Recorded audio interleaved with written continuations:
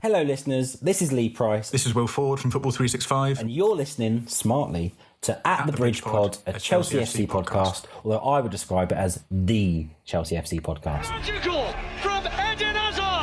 Kai Havertz in the Champions League final! Ivanovic! Yes. In the middle, it's just behind him, but it's swept in by Hakim Ziyech. Matic with the ball driver! Matic takes the net off! It's time for another episode of At the Bridge Pod, your number one Chelsea FC podcast. Coming up on this episode... Ooh, that Conor Gallagher drama got spicy.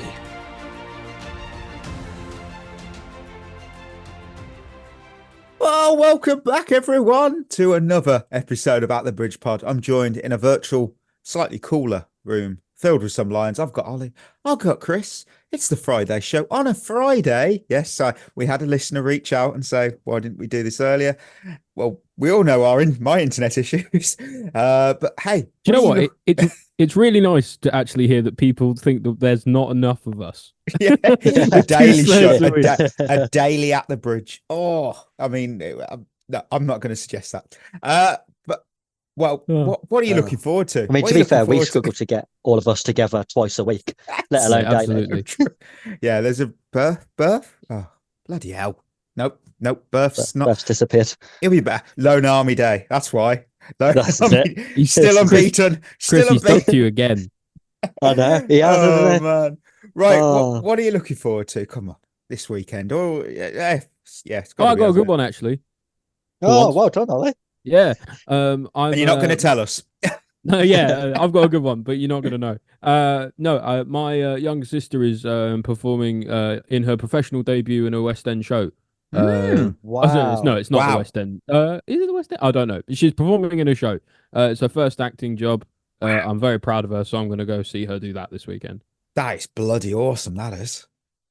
That is really good.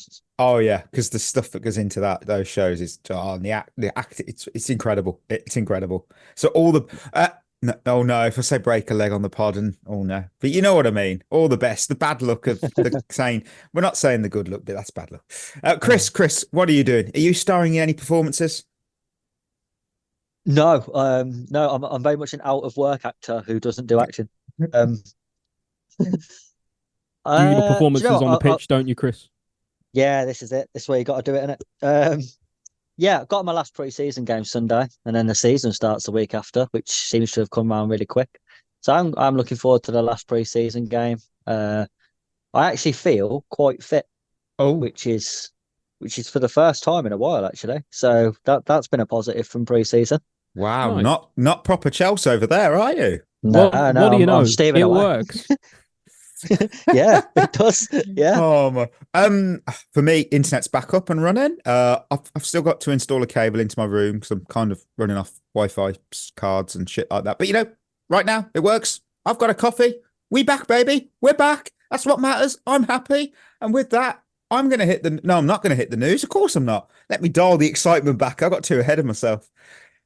It's a coffee, right? Shevva shout out because we do have one from Terry Slipto8. Yeah, I had to read that. It's a very fine font. I've not done a great screenshot of this. That's a good name, that. Yeah, I love it. I've just realised what it means. Fuck's sake. Right. Come on, you boys in blues, titled. Lads, I'm a long-time Chelsea fan and also a big-time Seahawks fan. First of all, that's awesome, but that name made me sad. Right. Yeah.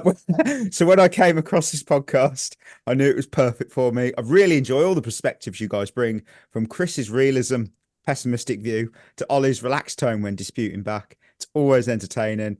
I listen to every podcast at work down here in New Zealand. I can't wait for the upcoming season. I look forward to listening to your guys' episodes throughout it. Best of luck with it. Ben. Thank you. Thank you very much, very Ben. nice. Or Terry Slipto8, whichever one you prefer. Oh, it broke my soul. I didn't get it at all. I was like, what? Oh, good. Those, I can't say good times. It wasn't, was it? No, painful memories. Painful. Really painful. Hit the news, Mikey. Hit the news. But we've been in 3 Champions League finals. 1, 2 of 3. Spurs. That's all you need to know. Yeah. All you need to and Arsenal. Yeah, that's the point. Oh, sucks for them, doesn't it? I was just about to put the Jason Cundy alarm, but I can't even find it on this damn soundboard now. Anyway, time to. News. No, yeah, I'm getting there. I'm getting there. Bloody hell. Don't do it now. I don't need the alarm now. That's you. I love how it was timed. Don't need it. Don't need it now. Moment's gone. Right, time of the week. Check out the news you may have missed in the elevator of Chelsea news. Chelsea confirmed Philip Jorgensen has joined from Villarreal, 24.5 million euros fee, 7-year deal, of course. Atletico and Chelsea were close and probably have agreed a full agreement on a fee of around 35 million euros for Conor Gallagher. Chelsea and Genk are nearing an agreement for Mike Penders for 16.8 million, plus bonuses and selling percentages. Chelsea are set to appoint Newcastle United scout Delroy Ebanks as their head of academy recruitment. And finally, Conor Gallagher. Conor Gallagher, more Conor Gallagher, and then there was some more Conor Gallagher. So we're going to have to talk about Conor Gallagher. Yeah. I'm going to break it down in quick points because it's just easier. Conor Gallagher's rejected a new 3-year contract, which would have put him on similar wages to the top earners of the club. Chelsea and Atletico agreed a fee for him. Chelsea and Villa agreed a deal, but he rejected them. Atletico want an answer by the end of the weekend or they're going to kill the deal. Conor and the club will hold talks apparently today, which is Friday, 2nd of August, to resolve his future because they don't want any bad blood between them. There are lots of also other claims that are being made that he's going to have to train away from the squad. At time of recording, I personally couldn't find a reliable source to take them. So for me, fine piece of salt there because I don't, unless it's an Ornstein or maybe a Romano, I'm always a bit skeptical of when that comes out. The Athletic, I think, said that. Did they contract? I don't know. It's probably changing as we speak. I mean, what do you think? What do you think of this entire saga? I think it's the most obvious club brief of all time. We all saw like all the news, all the same headlines from all like 4 or 5 or 6 different journalists all came out with the exact same thing at the exact same time, and you wonder what happened. For me, I'm really disappointed by this. Like the news in and of itself isn't fantastic. Like I personally am someone who I think I would have preferred Gallagher to stay. I'm not like huge on that either way, but whether you are going to sell him or not, I think the key problem, in my opinion, is the club deliberately trying to turn the fans against him and trying to vilify him in the eyes of the fan base in order to push him out the door. And that's what this is. That it seems really transparently that to me, and I don't like it. I don't care if you want to sell Gallagher because he's not good enough. I don't care if he's not in the plans. Like that's fine. I don't care if you want to sell him to the Sunday, the Dog and Pheasant Sunday League team. It doesn't matter. The point is you don't do that to a player. You don't. He's been treated really, really poorly by the club, and I don't support it. Yeah, I mean, it might be a hot take, so I'll get a little spicy. I love Conor, I do, and I want to state that I do. It's also a little weird that Chelsea and Atletico agreed on a fee though before sorting out personal terms because that seems a total waste of time if Conor just says no. I feel like they should have done a bit of research and gone, where would you actually like to go if we sold you? But that's not my problem, so I don't care. The contract, 3 years. It's not exactly the 100-year deals we're handing out these days, let's be honest. Reece James obviously signed a 6-year deal. And we don't know what the structure is, etc., etc. But considering that, Chelsea, Conor would be paid in line with the top earners, we're told. And for me, that means he's going to stay for another 2 seasons before maybe being sold then. I can sort of see that as being fair to a point, I want to put. But I feel that it's probably the contract length and we don't know the ins and outs of this deal. We have no idea. We just know 3-year deal, similar wage. That's all we know. So, yeah. Look, it's difficult because I've had other fans speak to me and everything. Look, Conor's had multiple offers to stay. We know that. That's clear. There's an including this contract offer that's still on the table. Similar money to the top earners. Plus, we also have offers from a top Spanish club and a top English club because, Villa are a cut above us. Like it or not, they're in the Champions League. We're not. And they probably look set to kick on again this season. We're sort of just in this bloody limbo. So he sort of forced this situation a little on himself. I know that's harsh, but that's sort of what I'm seeing. And the club don't want to lose him for nothing. They're going to have to protect that sort of PSR investment sort of thing. This is not a new situation for anyone, though. Not for him, not for the club. This has been known for a whole year. His contract hasn't suddenly just turned up to 1 year left. So he knew that. The club knew that. It's just been it's, to be fair, it's a mess. It's a mess. I think the thing is with it, I don't believe that story that he was offered a contract in line with the top earners. Mm. And the reason why I don't believe it is because if he was offered a 5-year deal in line with the top earners, I'd say, yeah, okay, that rings a little bit more true. If you're giving someone a 2-year deal, all you're doing is you're trying to hold their value. So that's all you're doing. You're just kicking the can down the road till you can sell them next summer, and they've held their value because they've still got years left on their contract. What you don't do, though, with a player who you want to sell next year or even the year after, is you don't put them on extortionate wages that not a lot of clubs can afford. Do you know why? Because that player won't leave then. No. Because they won't take a wage cut. So let's say we boosted his wages to 150 grand a week. Villa aren't paying that next summer. No, that's a good point. So that's one club out of the way. Atletico probably wouldn't pay that. So that's another club out of the way. So even Spurs wouldn't pay that in wages. So that's another club. So I don't believe that they're offering him a contract that high wage if they're planning on selling him. It doesn't make any sense. The contract length and the wage don't correlate together. No. The thing is with this whole thing, and there's a lot of people who are happy for Conor Gallagher to go, and some are actually ecstatic about it. What I don't think they seem to understand is it will have a detrimental effect on anyone who could be sold for pure profit. I agree. Because it clearly doesn't matter how you perform. Conor Gallagher, no matter what anyone says, was in our top 5 best performers last season. 100% will be in our rankings. He was always in the top 2. Without question, he was in the top 5 best performers last season. He played 50 of 51 games. He captained the side for most of the second half of the season. So he performed, and he's still getting sold. Now, what's to say next summer this isn't Reece James? I think the thing is, I think the point you're trying to get at, Chris, and is that if they're going to do this to Gallagher, they will. For the people who are sort of celebrating this, if they're going to do this to Gallagher, they will eventually turn around and do it to a player you like. Yeah, exactly. Yeah. I mean, it's just, for me, it's just a mess. I don't want anyone to start thinking you're Conor Gallagher out or Conor Gallagher in. I want the best players at Chelsea. That's what I want. I want us to be successful, win. That's what I want. Of course I do. I just think this whole situation is a mess. It's a mess. The story today as well, though, that came out that the club don't think that he suits Maresca's possessional system. Probably be sacked by Christmas. Which, firstly, yeah, that annoys me straight away. But to judge a player's suitability in a new system without seeing him in said system seems a bit idiotic to me. Agreed. Like, he hasn't had a single training session under Maresca.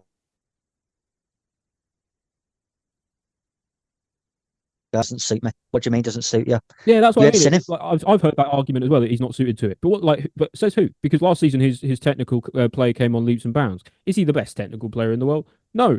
But who's to say he couldn't have a similar similar go again under Maresca's system, in a more technical system that's going to draw out those technical aspects of his play? Exactly. Yeah. This is going to run and run. We all know that. And will it get resolved today? It's going to go all summer, isn't it? I don't know. Either way, it's been handled terribly by the club. 100%.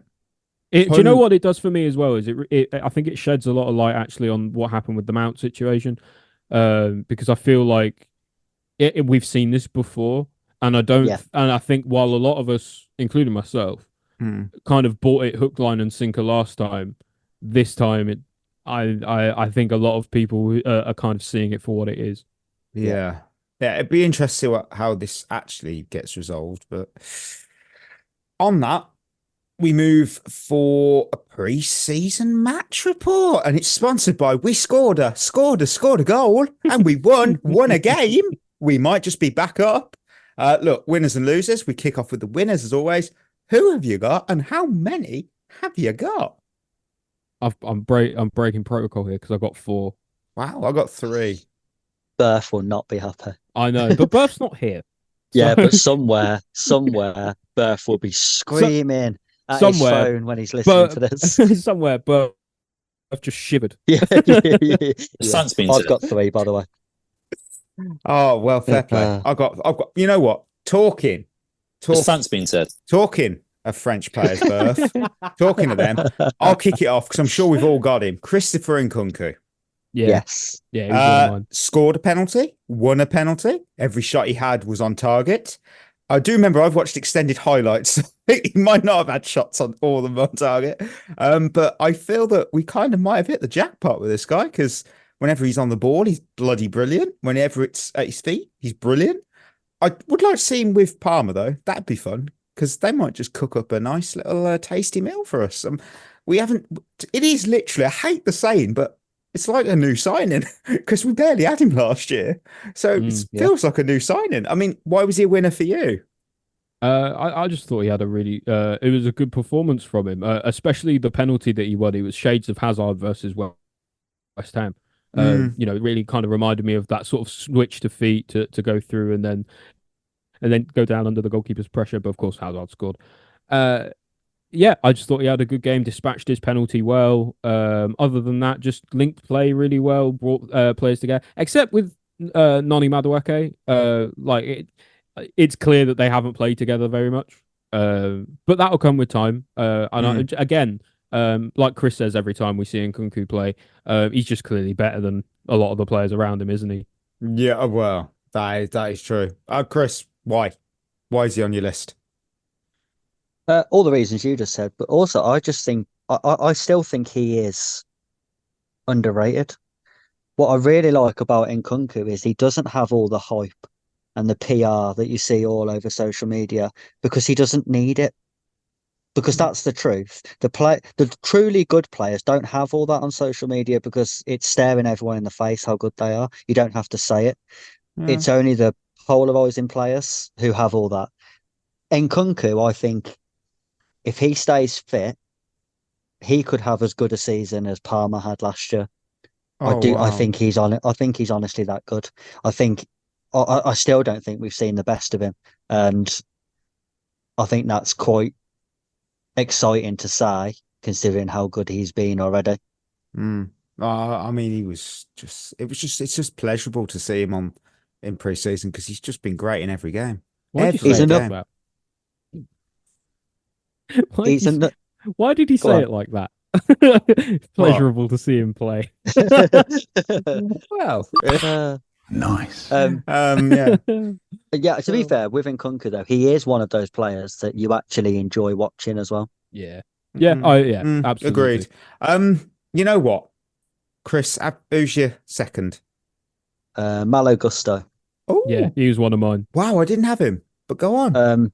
I had him because I said on here a couple of weeks ago that I was concerned for Gusto because I don't know how suited he was to the inverted role. He was really good. It turns out you had nothing to worry about. Yeah, he was really, really good at it. Well, do you know what? I recently learned something actually about Gusto. I learned it I was on someone's show the other day, and apparently Gusto at youth level was a central midfielder. You can kind of see that with his technical ability and the way he takes the ball in tight spaces. It's going to be really interesting to what happens when Cucurella comes back, because I thought James becoming the other centre half and Gusto inverting, it's the best we've looked. Yeah. So it's a headache to have. It's a good headache. Maybe they invert at different times in the game. Yeah, I think that's what they would do when you have Cucurella. Well, I suppose the question is Cucurella or Gusto, isn't it, rather than James or Gusto necessarily. But like I thought he was absolutely phenomenal against Club America. The way he drove with the ball through midfield, like he's so technically secure. The way he manipulates the ball is so good. He just keeps getting better and better and better. And he reminds me of like a modern day Azpilicueta. Because he just can do everything. Like he can do absolutely everything, and I love that about him. Yeah, fair play on the choice. I'm still shocked that Ollie's doing freelance work outside of at the bridge. That'll be a chat. That'll be a chat in the main office after the show. I've got up now. Look, I've got Tosin because apparently that is what he's going by. I thought we'd go. I've practiced his name all summer, Adi Bayero. So anyway, it's Tosin. But hey, I'm very very impressed with him because in defense, I mean, he was very commanding. He won every duel. He looked comfortable when he was on the ball. And I think the bit that I liked the most was he already looks a leader because he handled the penalty situation.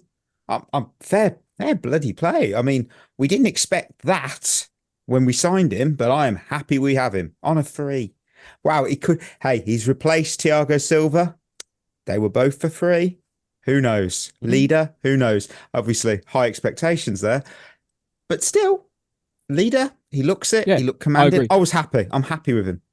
Had a good game, didn't he? Like, looked like he slotted into that central centre back role like really, really comfortably. Especially because we kind of tweaked the setup a little bit in the first couple preseason games. Like our centre backs were almost playing, our wide centre backs were almost playing like fullbacks. They were so wide, but they came a little bit narrower, and I think that really allowed him to make nice passes and stuff, or shift out to the side and have the goalkeeper come up, as one of the centre backs to make the pass as well. He slots in really comfortably. He seems to know what he's doing. Probably because he's played under Maresca before, so makes sense. Did he? Yeah, under England under 21, right? Or Man City Academy? Somewhere. I think he's played with him before. Oh, I should redo my research there. Oh, yeah. Well, Ollie, who's your second? Oh, well, you've got 3. You've had 4. So you might go on. Who's your third? Yeah, this is my third. This guy really, really deserves his flowers. Romeo Lavia was phenomenal against Club America. Really, really good. His decision making when he picks the ball up in the in the center of the park, whether to take a touch or let the ball run across him. He was really good at sort of. He was the linchpin in turning defense into attack. Whether he was going to drive up the pitch or release a couple through balls, which he did in the game. Won everything in midfield as well. Won a lot of second balls. Like he was an all-action midfielder. It was a really, really complete performance for someone who really hasn't played a lot of football lately. So it was really nice to see that from him. Chris, any thoughts on that? Yeah, I think Lavia's been pretty good all pre-season actually. Looks fit. Does look like he'll add something to midfield. I just think it was a shame that he missed all of last season, and it will still be about being fit because we all know that everyone looks fit. Everyone looks fit at the minute, and then we'll get to that opening game and 3 people will go off with injuries, and then we won't see him again till May. So it's I really do hope he stays fit because he does look like he can really add something to midfield that we don't have already. And I have been impressed with him actually, like pleasantly surprised because I think he was sort of unknown having the year off. Yeah, I agree. And so it might be slightly hot take, we'll see. But if we do end up selling Conor Gallagher, if he can step up, we won't miss him. You know what, Ollie? I'm going to let you have your final winner because you've had 4, and then we'll go to Chris. All right. Well, my last one is just a really quick one because he only played half the game, but deserves his flowers because we give him a lot of shit on this show. Oh, my word. Are we on sync? It's Robert Sanchez. It's the same one for me. Yeah, same. Yeah. Do you know what? Especially his passing game was much, much better. In the first half where he played against Club America, looked calm and assured on the ball. Really relaxed, knew where to step out at the right moments, made a good save as well, so it was actually nice to see him do something with his hands, not just his feet, and actually do both things well. I mean, we give him a lot of crap on this show. Me especially, because I call him a 6'6" keeper who can't catch crosses. So when he does something good, you have to eat your humble pie, and I'm eating a big portion. Credit where credit's due. He kept for his half a clean sheet. He made I must say that save he made was top class. That Mm. I'm still, that was incredible. I've got to hand it to him. Incredible. And like you said, feet and everything else, he was solid. Yeah, I'm not saying he's going to be the number one and get the Golden Glove this season, but hey, you know what? This is pre-season. We praise what we see. We don't take it to heart. He had a good game, and that is why he's our winner. Well, one of our winners. Chris, who's your final one? I've got Maresca. Ooh. For a couple of reasons. I think one, he really needed the win, and he got the win. But also, the most pleasing thing for me was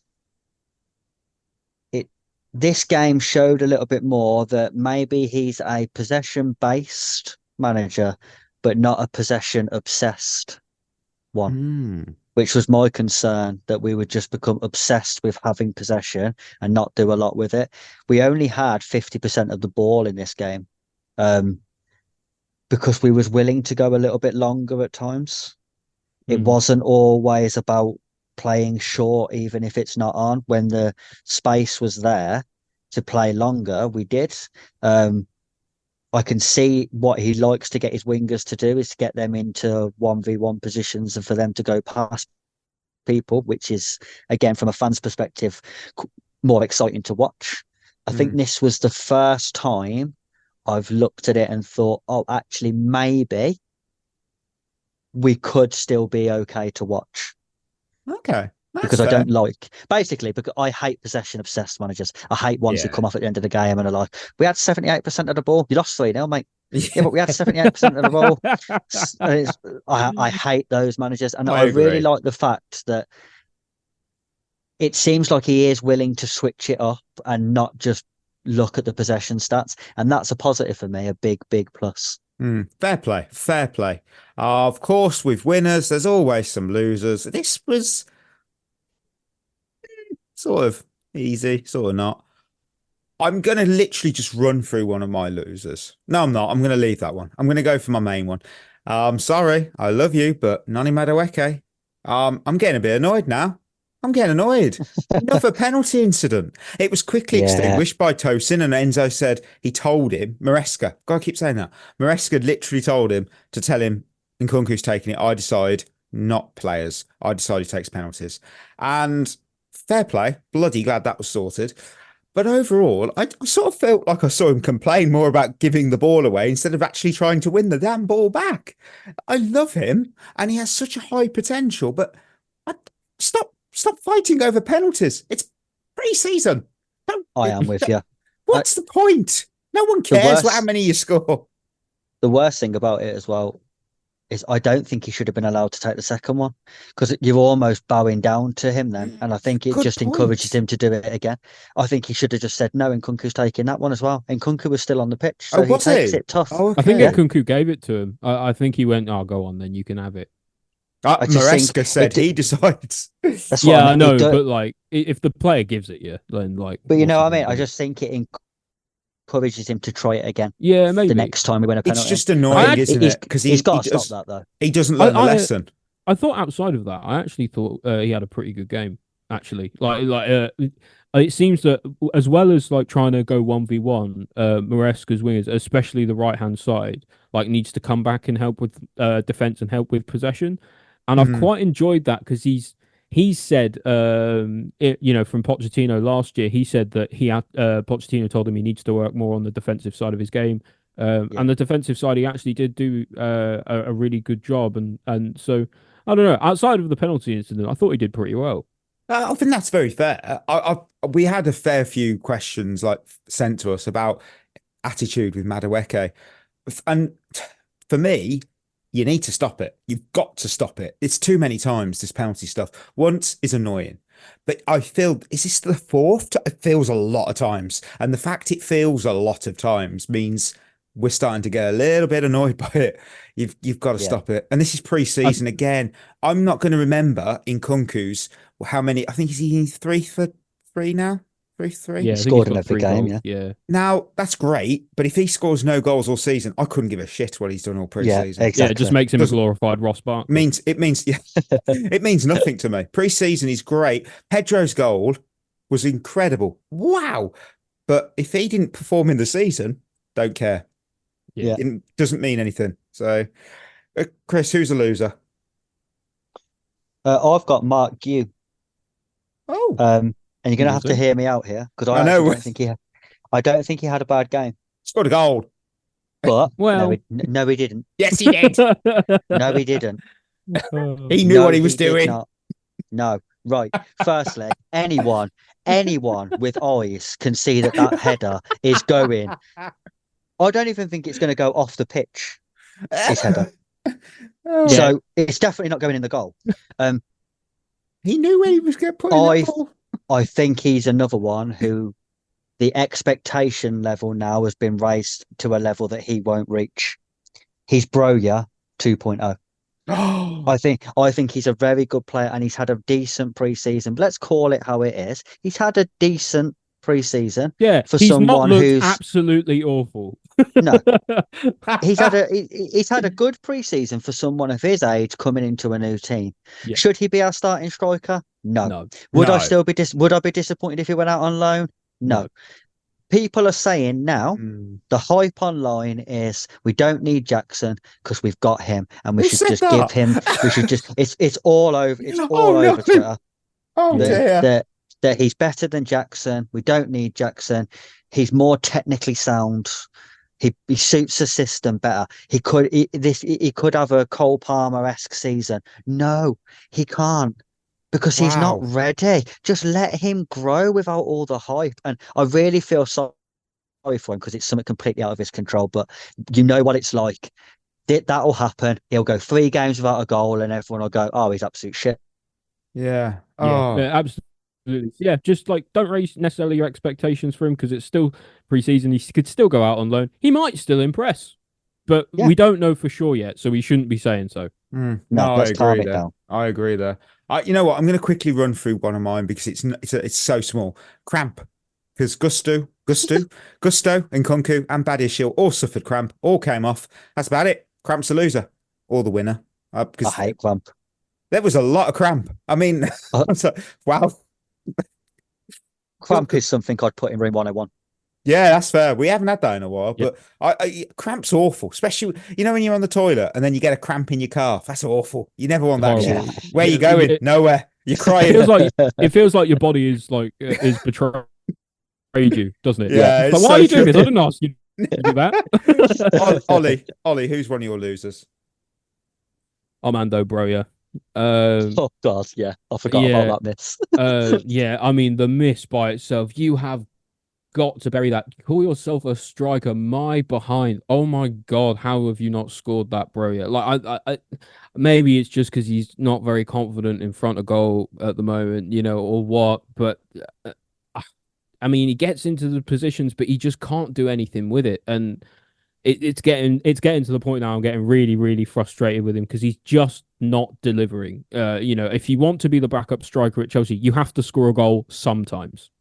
You can't you can't just afford to hold the ball up all right, make a few passes, make a few runs in behind and miss. You have to score goals. You're a striker. Do your job. I actually don't think he could have asked. I don't think he could have asked for an easier chance either. Aside from an open goal tap in from on the line, that's as easy. That's as bread and butter as it gets for a striker. That chance that he had, the keeper lay down and opened up the entire goal for him, and he missed the target. Yeah, just no excuse. It's awful. It was one of them. I think it just went to the right of the post, but it doesn't matter. You at least get it on target. I mean, come on. Yeah. I'm not a professional footballer, but I'm pretty sure I'd have got it on target. Yeah, I mean, maybe it just sounds harsh, but it's just like when you're a striker, you are defined by your ability to score goals. You can do all the other stuff. You can do all the other stuff, but if you don't score goals, you're not doing your job, and people you just won't be rated because you can't do what you need to do in your position. You have to be able to score. Correct. Goals. Yeah. So second loser for me is Mykhailo Mudryk. It's really unfortunate. Again. Yeah, it's unfortunate to see, but he is just a player who is just completely regressed into himself at the moment. He was on the pitch for about half an hour. I think he touched the ball about 4 times. Was it more the players not trusting him? Because we did touch on that earlier, didn't we? We did, yeah, we did touch on that. Yeah, I think I don't know whether it's a mix of them not trusting him not showing for the ball, or what's going on. But like he just is not getting the touches. He's not getting on the ball like he needs to. He's not getting in good positions. He's just not doing anything you would want a winger to do.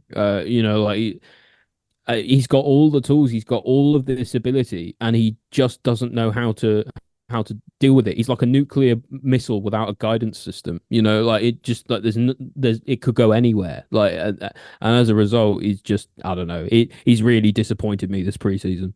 I think Mudrik's agent is really failing him, by the way, because I don't know how he hasn't asked for a move yet, either on loan or permanently. Because every day he's at Chelsea, his reputation's getting worse and worse.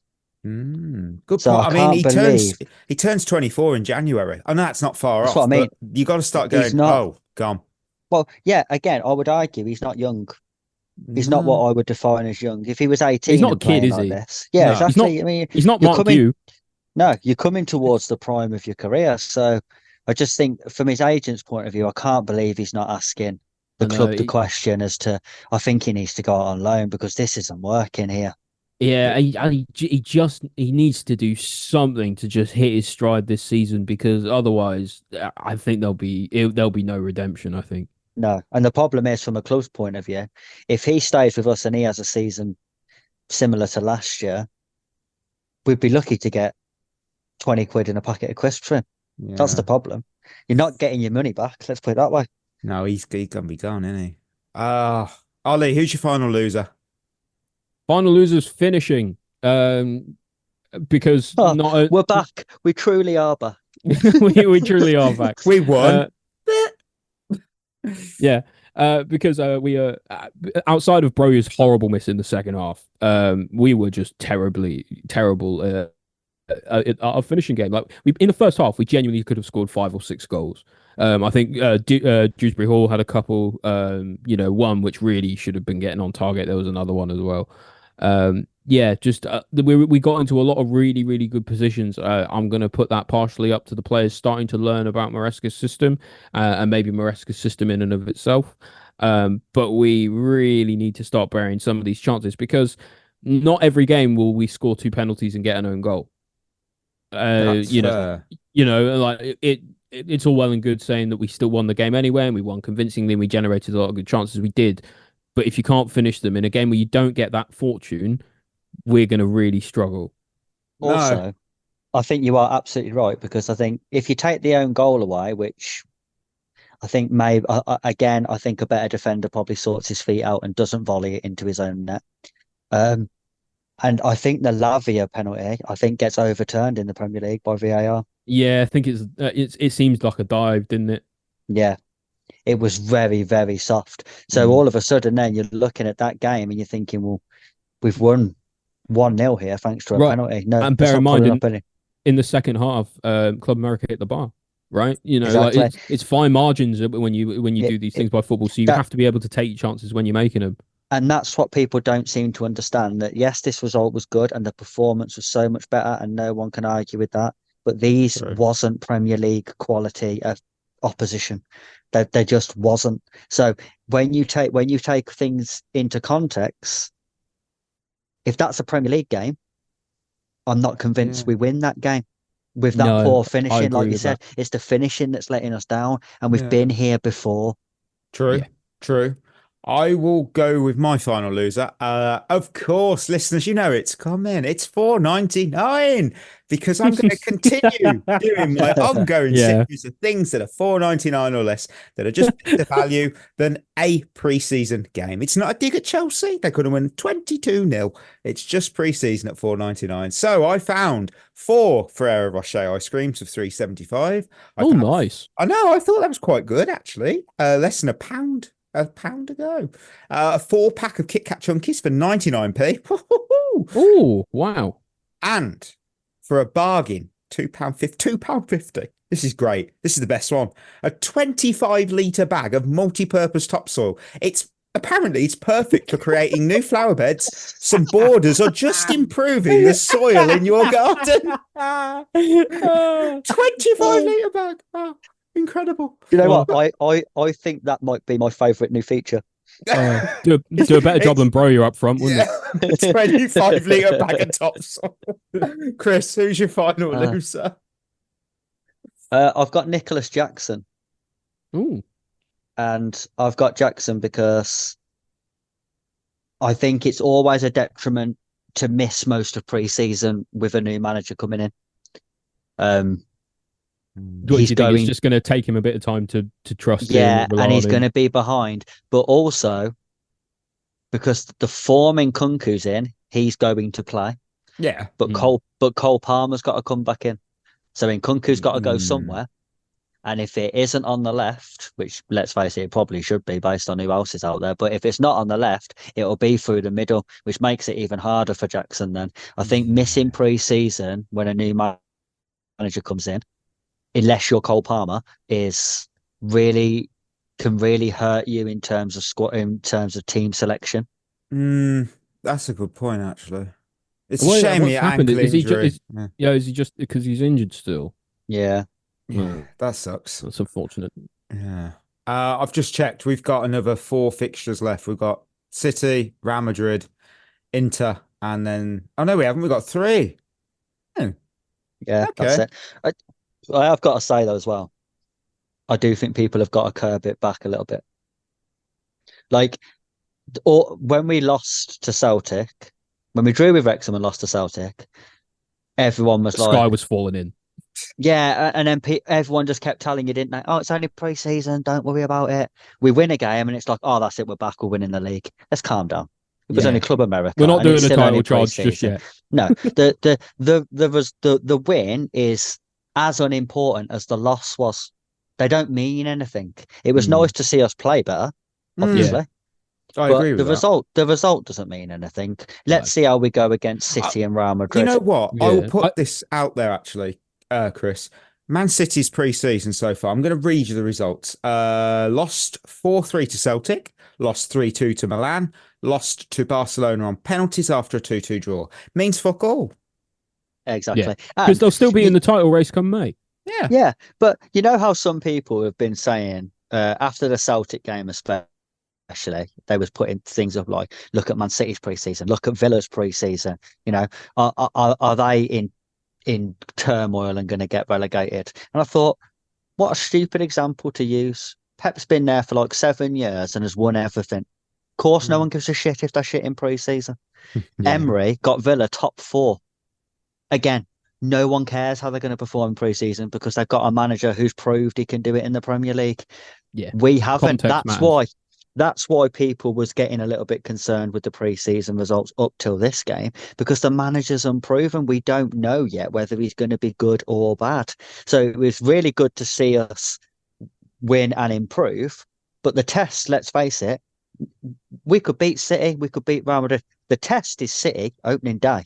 That's the only result that matters. I'd also like to point out, if you look at the Villa team that took on Columbus Crew recently, lost 4-1. Know. I couldn't name you. There was a couple of names I recognised. The rest was very youth based. It was kids. Let's calm down. Villa are in crisis. Well, it was all of Kellerman's mates. Yeah, yeah. I'm pretty sure Kellerman's friends are not going to be starting against whoever Villa play on the opening day. Yeah, right. Exactly. Sorry, just one more thing, just on this preseason game in particular, because I want to just jump on that point that Chris was saying, is that ultimately preseason is about fitness, and the game against Club America was a really, really good game for that, just as the game with Celtic was, because Celtic had was at the end of their preseason, and they they're going to be playing in the Scottish Premier League soon.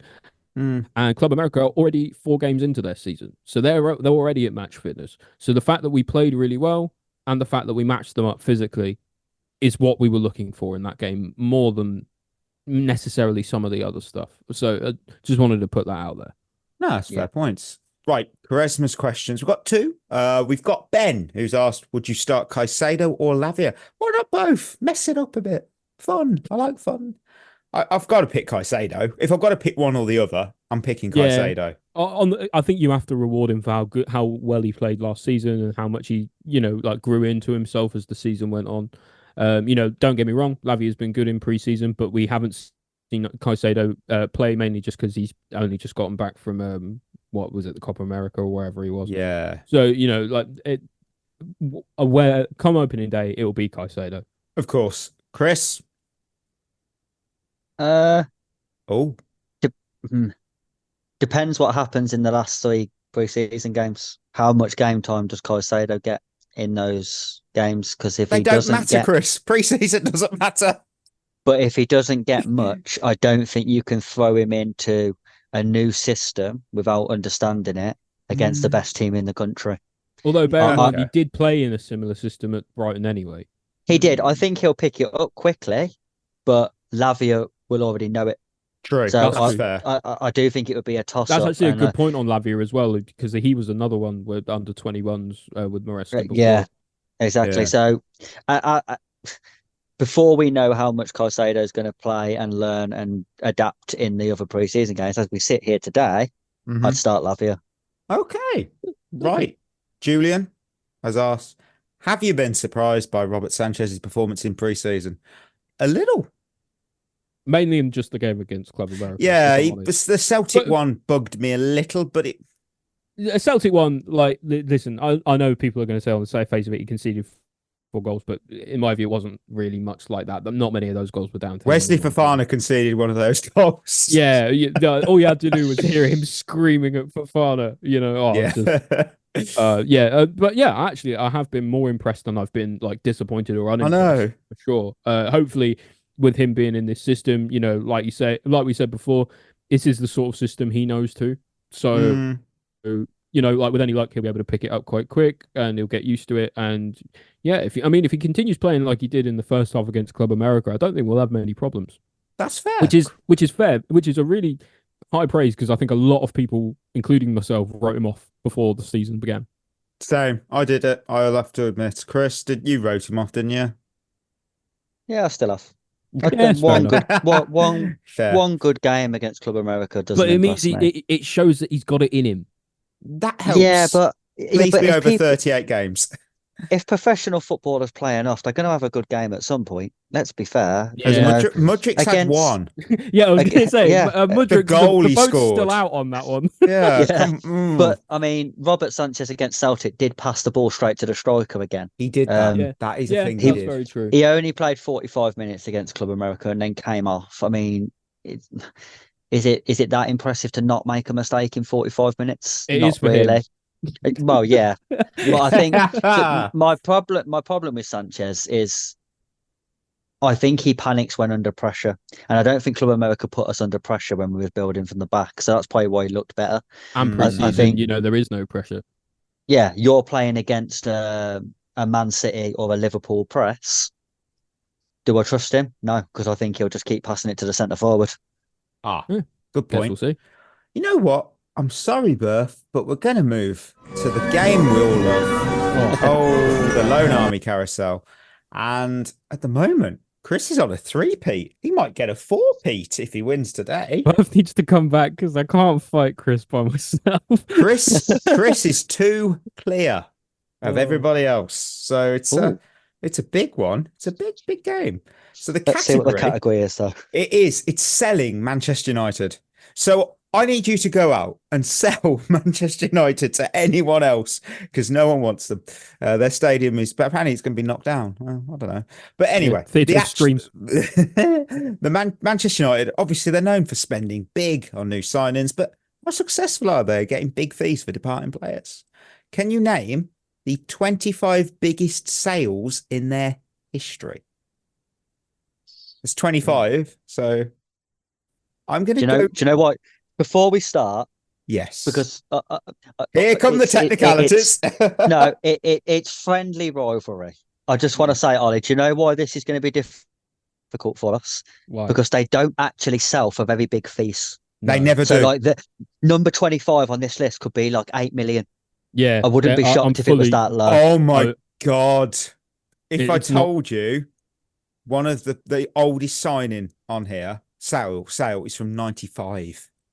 Yeah, exactly. That's all you need to know. And, Yeah, that that's might what I have, mean. and that might have been big money back then, but Yeah. it ain't now. Oh, it was. But it ain't now. No. Um, Chris, you can kick it off. I'm gonna go with Cristiano Ronaldo. And he was sold in 2009 for 80 million. Got to be number Yes. one, isn't it? Yeah, surely he's the most expensive ever. Yeah, let me just For them. double check. Yes. Yeah, it is him. I'm going to go with Lukaku. Second, Oh, 2019, great shout. 74 million. Yeah, great he went for shout. big money to enter. Oh, yeah, it was. I'm gonna go with David Beckham. David Beckham to Real Madrid for 24.3 million in 2003. That is big money for back then, to be fair. I'm going to go Yeah, with it Angel was. Di Maria. 2015, 44.3. Great shout. Who else have Man United sold? Ruud van Nistelrooy. Ruud van Nistelrooy, 10.2 million in 2006. They That was a don't risky sell one. players a lot of money, do they? They really don't. Are we allowed to say that the one we're not allowed to talk about? You can, if they're on the list, you can say the name. Yeah, the one we're not allowed to talk about. That's not fair. Yo, can I have some initials, please? MG. That's true. 27 Yep. million this year. We all know. Chris? Oh.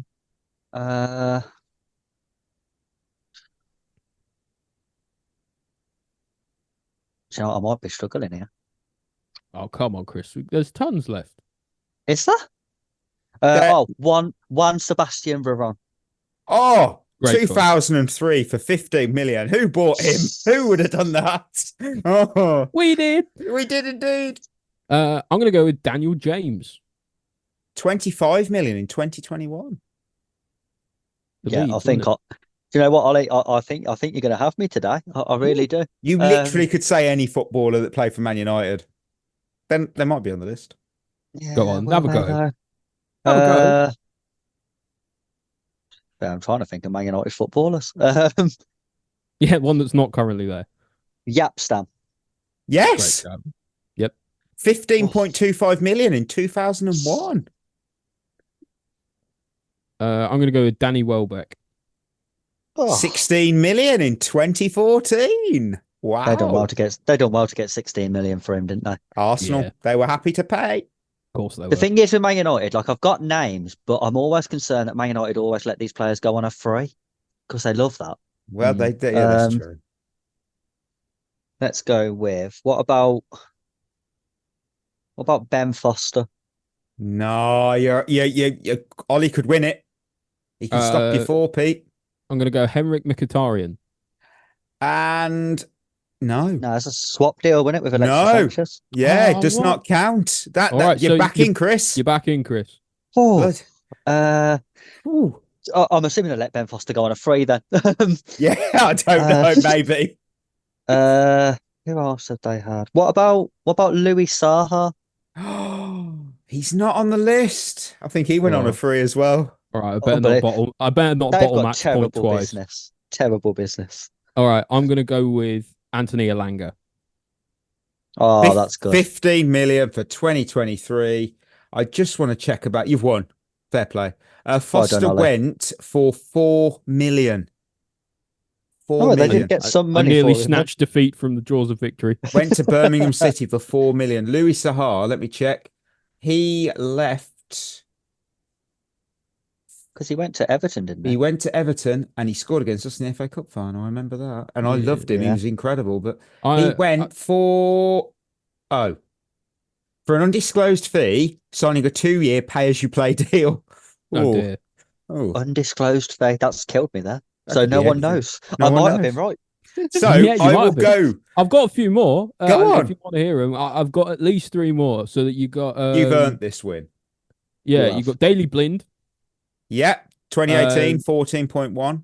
His Dutch counterpart, Memphis Depay. Memphis Depay, 2017, 16 mil. Did we say this is a bit of an out there one? Morgan Schneiderlin. 24 million in 2017. Yeah, and after that, I'd just be guessing someone like Andy Cole, Chicharito, some. Andy Cole, £8 million, 2001. Javier Hernandez, 2015 for 12 million. Yeah. Right, you could have had Januzaj, 2017, 9.7. Andreas Pereira, 2022 for 10 million. Chris Smalling in 2020 for 13.6.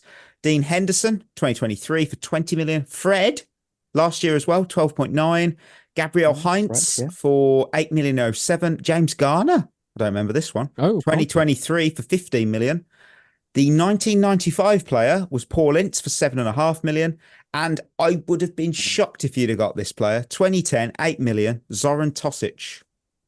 Nope, never heard of him. Yeah, he was the player that joined them from, I think, CSKA Moscow, along with Adam Ljajic, but Adam Ljajic never, ever went, even though I'm pretty sure both of them posed in the Man United kit. That's why I remember it. It was like that. Adam Ljajic was the player that had a fight with their manager, I'm pretty sure, in a game. You'd have to look that up. Man United, you're totally right, Chris. They don't really sell many players for big fees, do they? What was that? It's like after what? Ronaldo, Lukaku, Di Maria, no one's over 50 million. No. Exactly. They just like signing people this for is before 90 you million recognise. and then letting them go for free. Did you know that Arsenal's record sale is about 34 million? Oh, that's awful. Shocking. Yep. Right, I'm going to throw in... That's why they're a small London club. I'll throw in a Hazard's headliner. The clues. Who's this player in the news? Well, first clue, he won his last club's Player of the Year award twice during the 7 seasons he spent at the club. Clue 2, he played with Demba Ba, Victor Gyökeres and Tim Krul at club level. In 228 Premier League games for the same club, he scored 30 goals and assisted 45. He's been in the news, just saying. Fourth, he is German. I'm really not getting this. Wow. Chris, have you got any ideas? No. Clue 5, he was signed by our best friends, Brighton, from Ingolstadt for a fee of 3 million. Oh, Pascal Gross. Pascal Gross, because he's joined Dortmund. And can you tell me the clubs that he played with Bar, Gyökeres and Krul at? It was Krul at Newcastle? No. Why? Gross wouldn't have been at Newcastle. I don't know. Where's Demba Ba? Well, he was at Newcastle, which it isn't. He was at Chelsea, which it isn't. Before he went Newcastle. Not Besiktas. No, before Newcastle. I'll give you. I don't know where Demba Ba come from. Hoffenheim. And Victor Gyökeres and Tim Krul were both at Brighton. Because yes, Victor Gyökeres played for Brighton. Yeah, of course he was. Yeah, he did. Gyökeres was it? He did. Yeah, before he went to Coventry and banged a bunch of goals. It's a lesser known one. Like Gyökeres is like their version of De Bruyne for us. Yeah, essentially. Yeah. Oh, yeah. Yeah, he played for and then went to St. Pauli. And here's a fun one. Gyökeres played at Swansea on loan. Wow. How about that? Okay. Yeah. To be fair, I was shocked when I seen the news that Pascal Gross was leaving. I thought that's a big loss for Brighton. That. Yeah, Dortmund have done the opposite. Player of the year, wasn't he? They've done the opposite now. They used to buy young talent and then sell them on for big money, but now everyone else is doing it. So they're buying old players on smaller money. That's the new Dortmund. Do you know who else once went on loan to Swansea? I think Josh McEachran. Remember him? Oh yeah. Is he still playing? Yeah. And Tammy Abraham and that Bashir was Humphries. That is true. Swansea's cool. And Gallagher, I think. Didn't he go to Yes, Swansea? he did. and Conor Gallagher, yeah. Yeah, we got a good Welsh connection going. We do. That's true. Love Swansea. We do. Right, we're at the end of another episode. Thank you as always. Treat yourself well. We'll be back on Monday because Man City are being played at sometime tomorrow. So till then, that's going to be us signing off. You've been listening to At The Bridge Pod, a Chelsea FC podcast. Follow us on Twitter and Instagram by searching for At The Bridge Pod. And if you're listening on Apple or Spotify, leaving us a review is always appreciated.